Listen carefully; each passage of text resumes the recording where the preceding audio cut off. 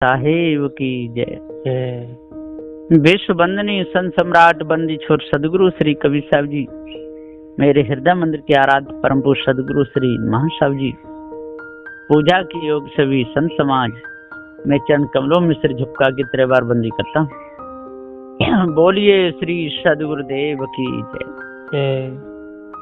सदगुरु श्री कबीर साहब जी का बहुत ही सुंदर, निर्मल, पवित्र, बहुत ही सुंदर स्वभाव था। सदगुरु श्री कबीर साहब जी किसी भी प्रकार का पर्दा नहीं डालते थे और जो भी वचन कहते थे बड़े सुंदर कहते थे, बढ़िया। किसी को भी भरमाते नहीं थे, बुलाने का कोई काम ही नहीं है। पारक सिद्धांत एक ऐसा सिद्धांत है, जो भी पारक सिद्धांत को सुनता है और यदि लक्ष्य अच्छा लगाए दे तो एक ही बार में उसको आर पार का ज्ञान हो जाता है।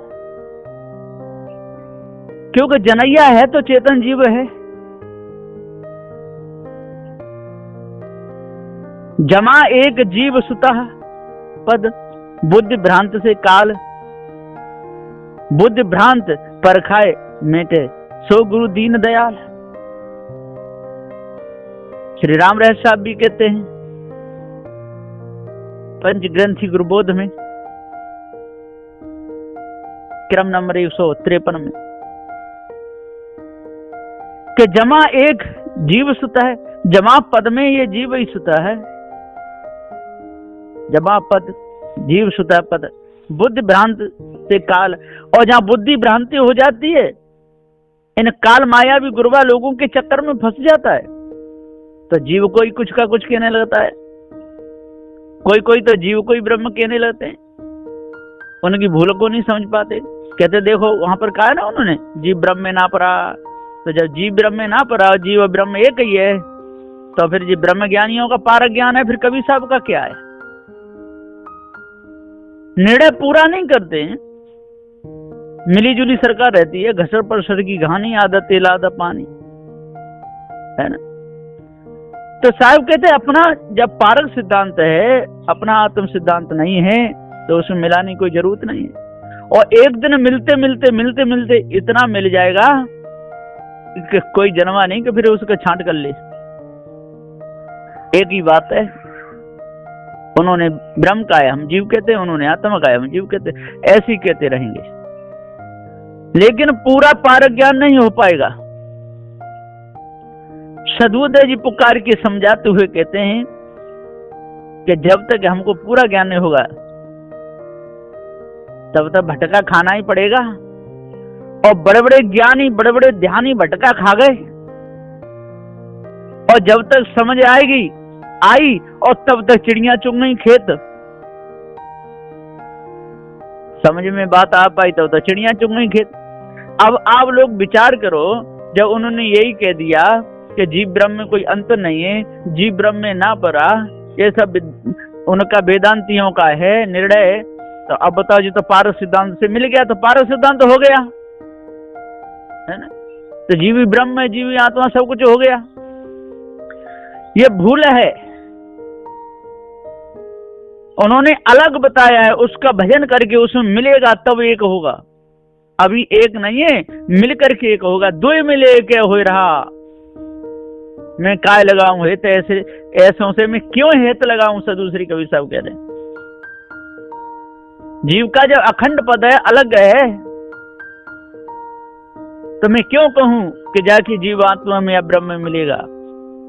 इसलिए जिन लोगों ने कहा है जीव ब्रह्म एक है, तो इन्होंने इसलिए कहा है कि जैसे सोने के आभूषण हुए तो आभूषण मिल जाए तो सोना हो जाता है। तो ऐसे जीव नहीं है कि ब्रह्म का अंश हो और फिर ब्रह्म में जाकर के एक हो जाए।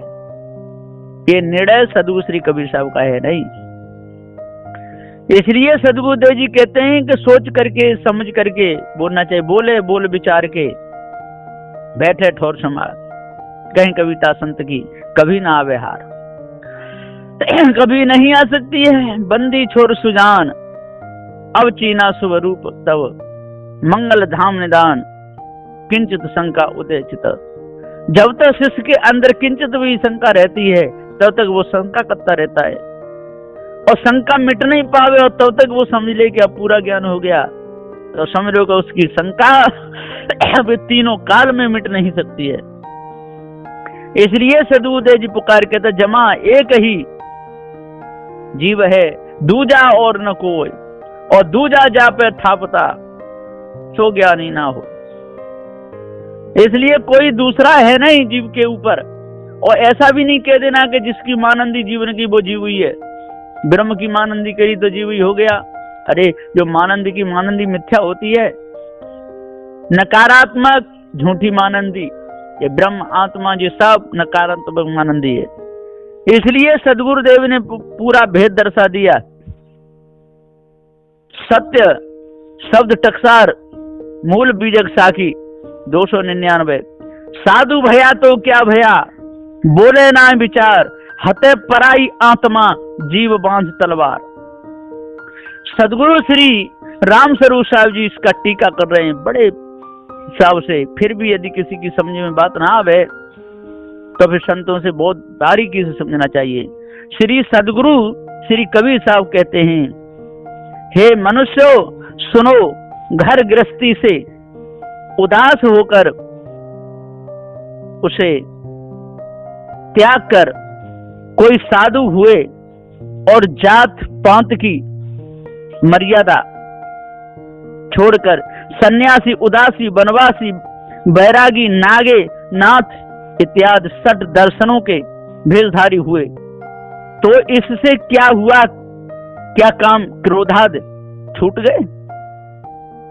उन्होंने मन वचनाद को बस तो नहीं किया।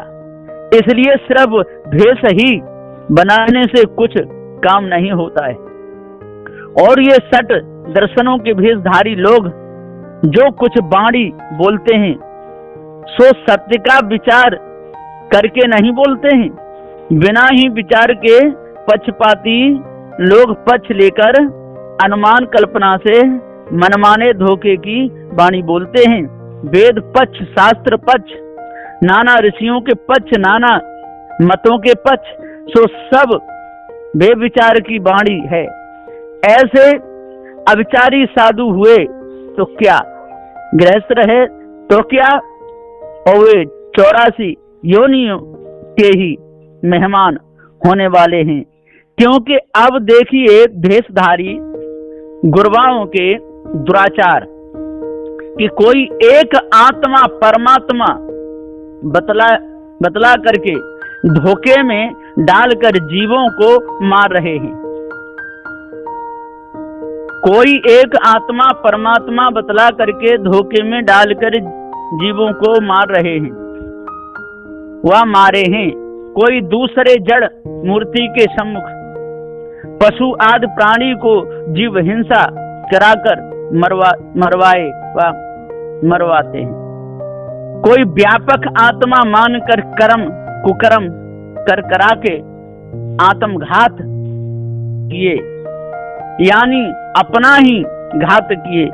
कोई नाना वाणी सुना करके मनुष्यों को भरमा कर ज्ञान का घात कर दिए। इस प्रकार से षट दर्शनों के साधु लोग तो घातकी बने हैं।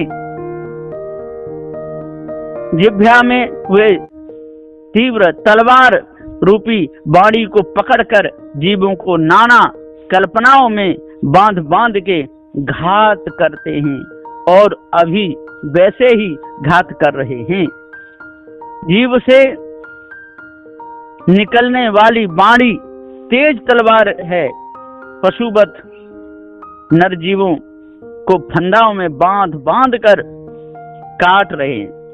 अतएव वैसों का संग सर्वदा छोड़ ही देना चाहिए। ये आत्मा रूपी तलवार से और जीव को घात कर रहे हैं, आड़ में पकड़ रहे हैं। अर्थात मुक्ति के लिए घर बार छोड़कर षट दर्शनों के भेषधारी हो नाना तरह के मत वाले साधु हुए सो तो पाखंड में ही जाकर फंसे। इससे जीव का क्या भला या कल्याण हुआ, कुछ भला नहीं हुआ, क्योंकि सत्यासत्य का विचार करके तो वे कुछ बोलते ही नहीं है। मन माने अविचार से कल्पना धोखे में फंसाने की ही वाणी बोलते हैं। ऐसे पक्षपाती हो रहे हैं, उनकी जिह्वा तलवार के समान नाशक है। उनमें से चमकती हुई तेज धार वाली वाणी कल्पना निकली है, उसी से वे नरजीवों की बुद्धि को काट काट कर मार रहे हैं। और अपने से भिन्न कोई कर्ता परमात्मा है, उसी की प्राप्ति कल्याण होगा, ऐसा कहकर जीवों का घात करते हैं तथा अपना ही आत्मघात करते हैं। और अभी गुरबा लोग वही वाणी रूप तलवार को पकड़कर नाना भ्रम चक्र में तथा कर्म भक्ति योगाद में जीवों को बांध बांध कर हत्या व हानि कर रहे हैं। इस कारण से ऐसे दुष्ट बेपारखियों का संग चाहे वो साधु भी हो तो भी नहीं करना चाहिए। सदगुरु श्री कबीर साहिब के इस सत्य न्याय के उपदेश को ग्रहण करना चाहिए। सदगुरुदेव जी ने पुकार के समझाते हुए कह दिया कि ऐसी संगत तजो सवेरा करहु शरण गहु शरण गुरु परख उजेरा। पारखी गुरु जी की शरण गहोगे तभी उजेरा होगा, नहीं तो भाइयों अंधेरे के अंधेरे में ही मर जाओगे। इन्होंने कितना बड़ा जीव को धोखा दिया, जीव को आत्मा कह करके और उसको काट करके पत्थर के आगे चढ़ा दिया। इन्होंने जीव को आत्मा दे करके नदी नाले पुजवा दिए। इन्होंने आत्मा आत्मा कह करके और सारा भंडा फोड़ कर दिया। सदगुरुदेव जी पुकार के समझाते हुए कहते हैं जीव को आत्मा भी कहते हैं और दुख भी देते हैं। सदगुरु श्री कबीर साहब ने जीव को जीव कहा, जीव को चेतन कहा, लेकिन दुख देने को मना किया। दुख देना ही नहीं है ना, दुख देना पाप है। 10 दोष हैं तन मन बचन के, इन गुरु पर खाते हैं, जो नहीं इनका त्याग करें वो अंत समय पछताते हैं। अपना ही घात कर लिया जीव को आत्मा पता करके कह करके, और आज मन माने लोग कुछ का कुछ समझ ही न रहे। आत्म सिद्धांत में पारक सिद्धांत में कोई अंतर ही नहीं समझते। एक ही कहते हैं कि नहीं पारक सिद्धांत आत्म सिद्धांत, पारक सिद्धांत का नाम ही लेना छोड़ गए। कोई नहीं कहता है पारक सिद्धांत, आत्म सिद्धांत कहते हैं। आत्म बोध पारक बोध कोई नहीं कहता है। बहुत से लोग, हाँ जो पूरे पारखी है, इन्होंने गुरुमुख से अच्छे प्रकार से पढ़ा है, इनको आर पार का ज्ञान है, वो समय देख करके कुछ भी बोल दें, लेकिन निर्णय वो सार करते हैं, पक्का करते हैं कि ये आत्म सिद्धांत कभी साहब का नहीं है। वो कभी नहीं कहते हैं आत्म बोध, आत्म चिंतन करो। ये शब्द पारक सिद्धांत के हैं ही नहीं। हाँ लिखने में आते हैं तो उनकी जो वाणी है, अब उनको बताने के लिए महापुरुष कहीं प्रयोग कर दें तो वो निर्णय के शब्द नहीं है। इसलिए सदगुरुदेव जी पुकार के कहते हैं कि बढ़िया तरह मर्मज्ञता से, बढ़िया बहुत अच्छे प्रकार से लक्ष्य लगा करके अपने सदग्रंथों को पढ़ना चाहिए। और जो भी सदग्रंथों को लक्ष्य लगा करके बढ़िया तरह पढ़ेगा तो उसके अंदर से ये ईश ब्रह्म आत्म परमात्मा की पूरी कल्पना जड़ मूल से निकल जाएगी, रहेगी नहीं। इसलिए अपने आप को जानना चाहिए। अपने आप को जान गया तो भवबंधन से छूटेगा। अपने आप को जान गया तो भवबंधन से छूट जाएगा। और अपने आप को नहीं जाना तो जैसे सेमरे का फूल होता है वैसे ही जीवन समा जाएगा। सुंदर पेड़ देख सेमरे को ब्रह्म रयोस हुआ, मारी चोंच निकस के हुआ, क्या मिला फूल के पास में सिर धुंधुन कर रोता है। इस नकली के संसार में क्यों असली को खोता है। सदगुरुदेव कहते हैं इस नकली के संसार में और तू असली क्यों खोता है। आंख बनी पर दिखत नाए, बनो आंधरो खासो, जा जग में भैया देखो है अजब तमाशो। ऐसा तमाशा हो रहा है इस संसार में कि कोई सत्य न्याय निर्णय की बात को मानने के लिए तैयार नहीं है। कहीं न कहीं आड़ ले ही लेते हैं। सदगुरु श्री पूरन साहब जी ने सीधा कह दिया कि आड़ लेता है, वैसे तो परमात्मा का भजन करता है, जीव को ब्रह्म कहता है, जीव को आत्मा कहता है, और जब कोई प्रकृति प्रकोप होता है, जड़ का प्रकोप होता है, और तब आड़ लेने भाजता, किसकी आड़ लेता है? तो जहां बैठा था सब वही ब्रह्म ही ब्रह्म है, आत्मा ही आत्मा है, फिर आड़ किसकी लेता है? ले तत्व की आड़ तब लेता है, तब फाटते गाड़, तब त्राय त्राय करते है, सदुदय जी पुकारी के तो तब कत्व है, तब बचाओ बचाओ, फिर कौन आएगा बचाने? जिसके लिए चल रहा है वो तो है ही नहीं। अरे कोई तनधारी जीव भले आवे, बिना जीव के कोई तेरी रक्षा नहीं कर सकता है, बिना चेतन जीव के दूसरा कौन रक्षा करेगा? जड़ में तो ज्ञान गुण है नहीं, पेड़ वृक्षों में ज्ञान गुण है नहीं, घास लताओं में ज्ञान गुण है नहीं, है ना, चंद्र सूर्य में किसी में ज्ञान गुण है नहीं। अरे तू मिट्टी का कुत्ता बना लेगा, वो तेरी रक्षा करेगा? मिट्टी का शेर कोई तेरी रक्षा, उसको कितना भी पाल ले, कुछ भी कर, अपने साथ में रख पालतू बना करके, कि दुश्मन आएगा तो ये हमला करेगा, लेकिन वो मिट्टी और पत्थर के ये कुत्ते कोई भी पशु काम में नहीं आएगा। पत्थर की गाय भैंस ये भी दूध नहीं दे सकती। अरे दूध के लिए तू मंगाएगा तो जिंदा गाय भैंस ही तेरे को पालनी पड़ेगी, उनको भी चारा लाना पड़ेगा, लेकिन उनसे तेरा काम नहीं चलेगा।